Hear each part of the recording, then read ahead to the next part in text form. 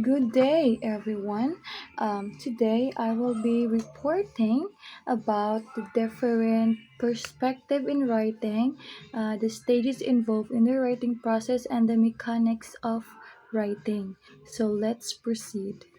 Since Miss Navigay had already reported the first different perspective in writing, which is the writing as a cognitive ability and writing as a sociological phenomenon. So let's proceed to the second, which is the writing as a product versus writing as a process. Writing as a product. If we take this view in teaching writing, we are more concerned about the student's output, also called genre writing approach. This perspective in teaching writing pays attention to the correctness of the student's grammar or their structure. Der Gyasa defines genre-based writing as a kind of writing which has a typical style, particular target of the readers, and a specific purpose. As classified by Tompkins, writing genres include journal writing, biological writing, letter writing, expository writing, narrative, descriptive, poetry, and persuasive writing.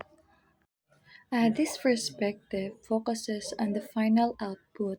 A teacher who use this approach check the grammar, spelling, and overall structure of the student's work. Students usually follow model text, meaning the copy, the pattern, or format of a sample of writing. The next, writing as a process. This view takes into account the different stages of writing skills.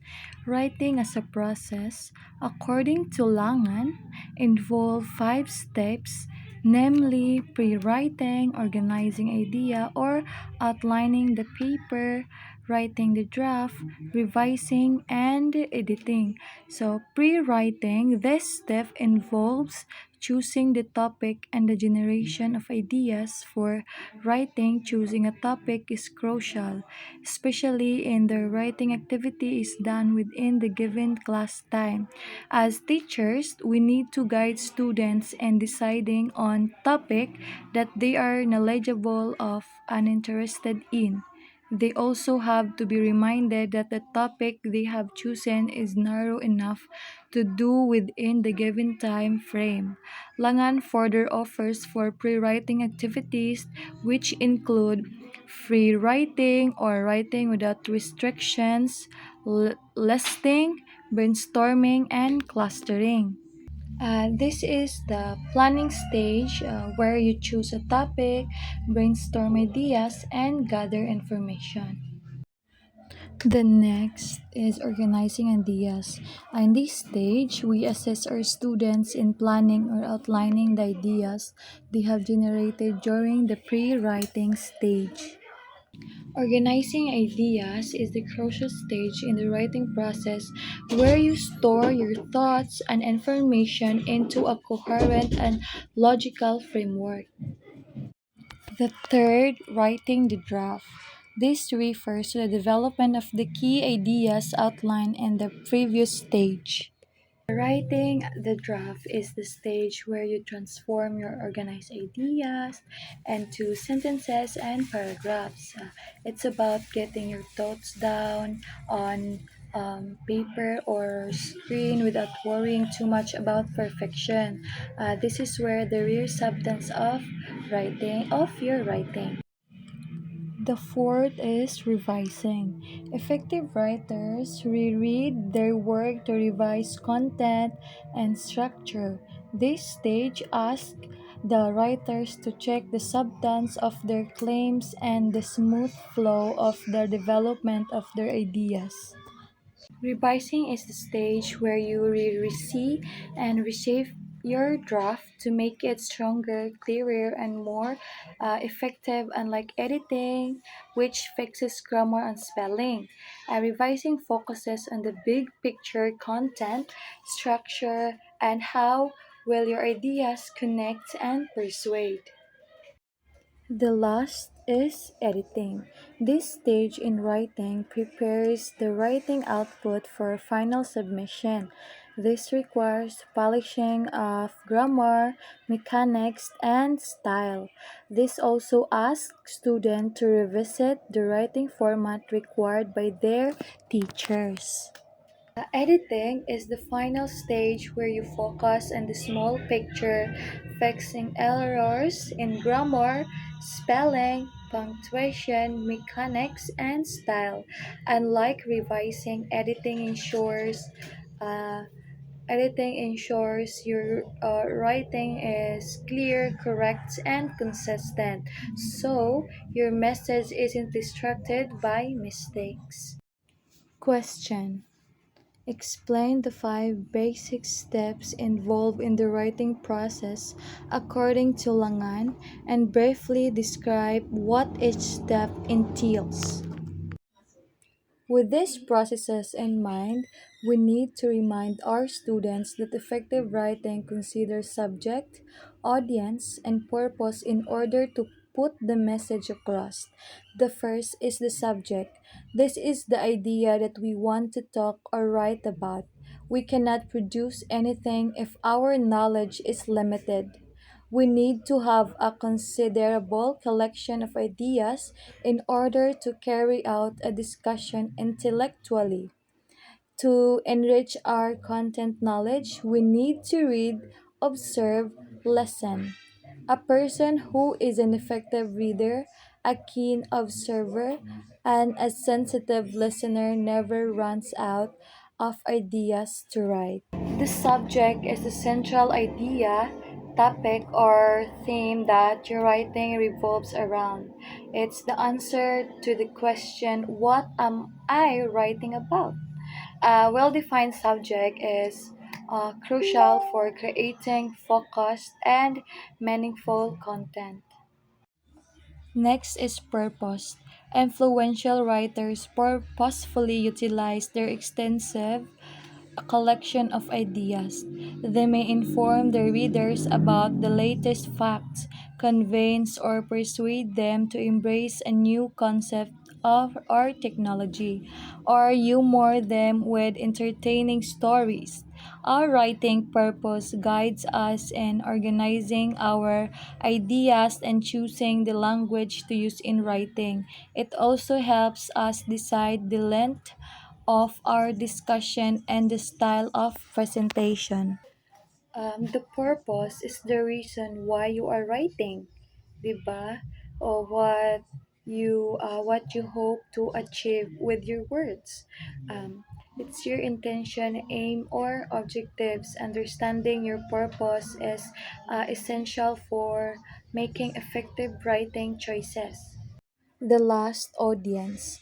A writer always has an audience in mind. In the school setup, the audience can be the teacher who reads and grades the writing output or fellow students who share the same passion on the chosen subject. Just as your purpose determines your language and style of presentation. The audience plays a crucial role in shaping your writing style and organization. Age, profession, cultural background, and gender, among others, contribute a lot in deciding your topic, our method of presentation, and language to use in writing. The audience is the intended readers of your writing, the people you are trying to reach with your message, understanding your audience, and critical of tailoring your writing to their needs, interests, and expectation. Question. Is a primary audience for most writing done in a school setting according to the text? Let's proceed to the mechanics of writing. Writing in the second language begins in understanding the writing system and the mechanics of writing. For our learners who may have to negotiate between their mother tongue, which is not necessarily Filipino, and English as their L2, this requisite in learning to write can be daunting. Allstein lists the following mechanics of writing. First, letter recognition is the ability to distinguish a letter from the other letters in the alphabet and is a foundation in learning to read and write the language. For example, a Filipino learner who has memorized the alphabet song may not necessarily know the symbol of each letter when it is removed from its regular sequence. Letter recognition is the ability to identify individual letters of the alphabet, regardless to their case, uppercase, or lowercase, font, or context. It's a fundamental skill for reading and writing. Letter recognition forms the basis of decoding words and understanding written language. The second is letter discrimination, is the ability to distinguish similar looking letters like B and D or letters like T and F. Letter discrimination is the ability to distinguish between similar looking letters such as B and D, P and Q, or M and N. It's crucial skill for avoiding confusion and misreading words. Letter discrimination help children accurately decode words and avoid common reading errors. Question: what is the primary difference between letter recognition and letter discrimination in early literacy? The third mechanics is sound to letter correspondence. This mechanics in writing refers to the matching of the sound with the letters or symbol. English phonetics can be a challenge to Filipino learners because they have sound or phonemes that do not correspond with their sounds. Example, the F sounds being spelled as like that, and the word laugh, the voiced and voiceless, the th, and though and thought.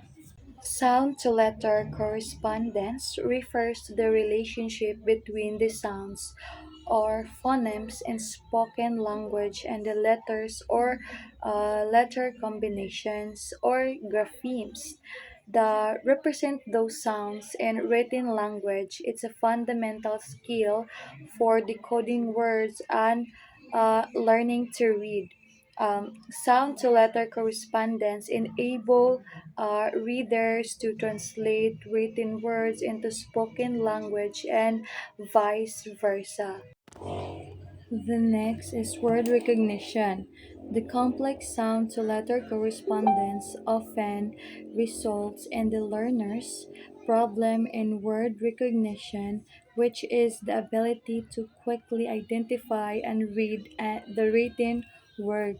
Word recognition is the ability to quickly and accurately identify and read written words without having to decode them letter by letter. It's a crucial skill for fluent reading. Word recognition enables readers to process text efficiently and focuses on understanding the meaning of the text. Question: what is the sound to letter correspondence and why is it a fundamental skill in learning to read and write? The last mechanics, which is the basic rules of spelling, is an effective writer demonstrates fluency in spelling. But to some of our learners, this could be a tedious task, especially if they have not mastered the first four of these mechanics. Basic rules of spelling.